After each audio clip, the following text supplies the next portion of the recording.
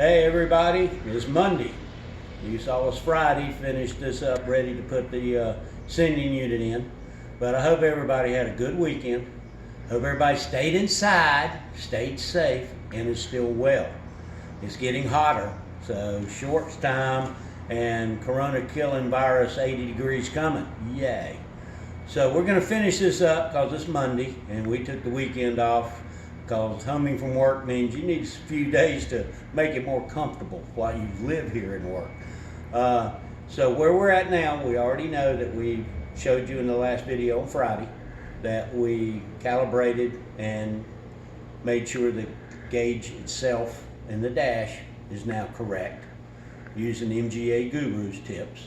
And now we're going to do the sending unit because it has to be replaced. Before we put that in, a couple of things we did that we showed you. We've got the tank pumped down to a half a tank so we can set the arm when we put it in at a half a tank, and it'll be as accurate as these old things can be.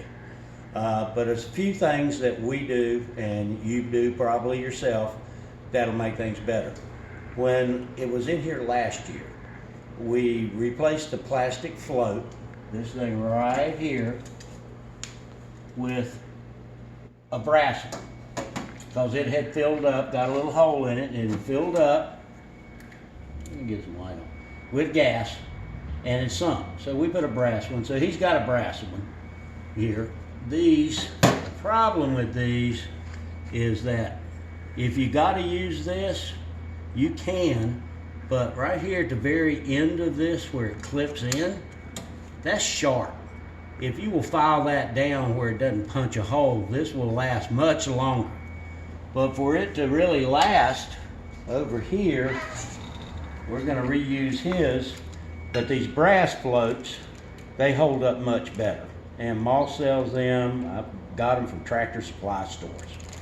So you can replace this, which we will, with this brass one, and it can't punch a hole in it.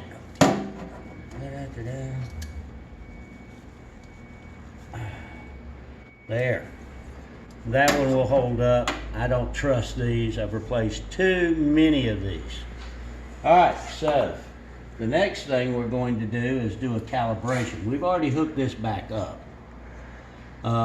And we put a ground on it, which you'll need to work the gauge. So to keep the gas smell away, we stuck the old one in this back in here so we didn't have gas smells over the weekend. We're going to take that back out. We know we got a half a tank in here. Screws there. This one's broken internally, so bye-bye to that. And another point over here, Ben. When you do these, there are two different kind of gauges. There's an early gauge and late gauge. You have the early gauges, and it's marked and tells you what it is, but you can figure it's for the white faces. When you get to the black face gauges, it takes a sending unit for late. Their ohms and impedance are different. So if you use this early gauge on a late gauge BJ8 or something, it won't be reading accurately because it's sending the wrong signal. So make sure you use the right late one. And what we do, we just want to, let's get rid of that. I'm not going to use that gasket. I'm going to set it in there. Add a ground. We've already got the key on. We'll cut the power back on. Well, looky here. So come over here, Jim. This is already showing right at a half. And I'm happy with that because it's showing a little below half, which means that there's a half that gives you a little buffer. So there's not much we have to do at all because I'm right there at a half. So we're not going to have to alter. If we want to raise it up just a little bit to a half, all you have to do is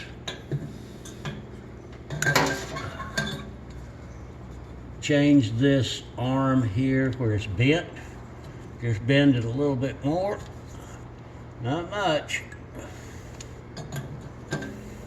Don't forget your ground to check. Stay. And that put us at a half exactly. So that's accurate with what's in here. I'm gonna actually put it back. I wanted to have a buffer. So see how little it took to move it. So I'm gonna move it back just a little bit more. All right, so you can cut it off now. Let's see if I got that down. I'll take a quick look. Yeah, just a little bit below that. So we're good. All right, now the next thing we do, we're ready to put it in. This has already been put on. A little note for this, be very careful when you're putting your wire back on here and tightening these nuts. I've left it a little loose for this purpose. This is connected to a very tiny little wire inside. And that little tiny wire inside is easy to break. So when you're tightening this, it's always good to hold the nut back here to keep it from moving when you tighten. By the way, the wrench on this is a 7/32, I believe. You get it from an ignition wrench. Yeah, 7/32. So I made sure that was tight. Watch it. You can put the other wrench on this. Just keep it from moving and just snug it. If you turn that stud, you could break the little wire inside and it's over with.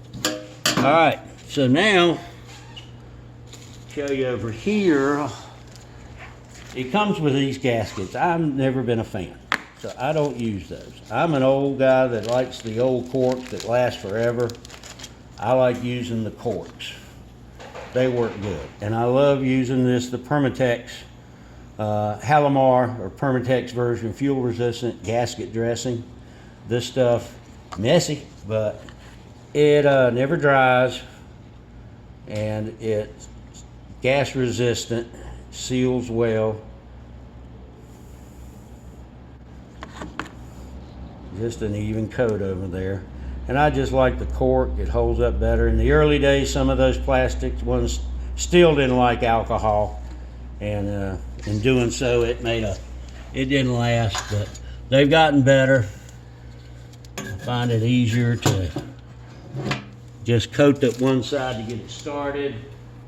Then I can go to getting some screws in here, because it's going to be a tight fit through these holes to line it up.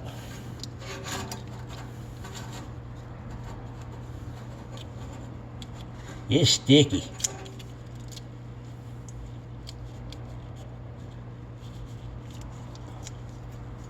But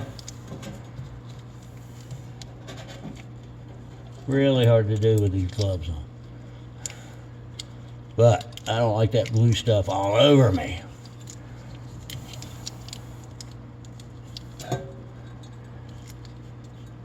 And you don't need to put a ton of this on there.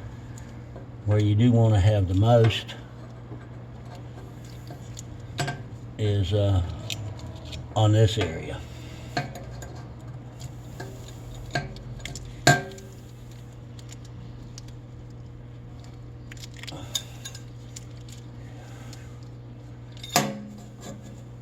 Oops. All right, I want to put this screw here because I have another use for that area there. Yeah, there you are. The last one here, which I have a star washer on for a reason. All right, they're in. Move that out of the way. Now, I always want to make sure when I put this in that I put some in the screw holes too.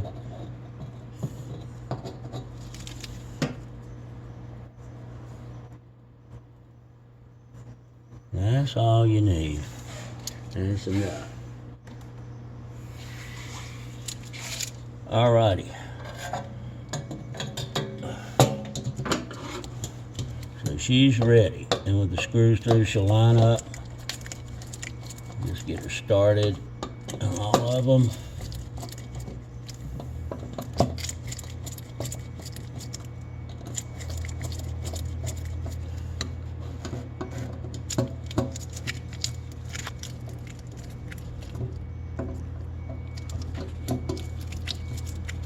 You don't want to cross-fit those puppies.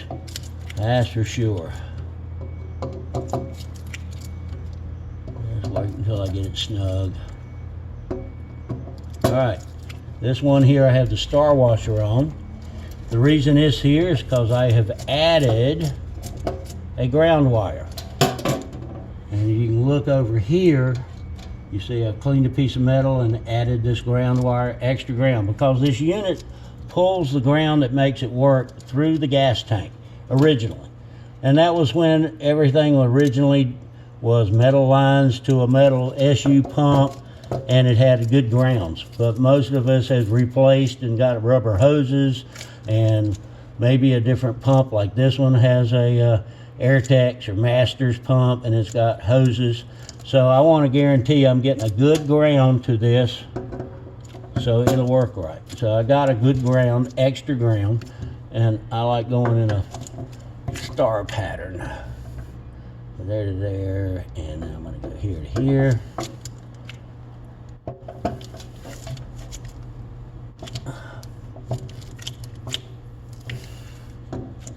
Kind of even tension.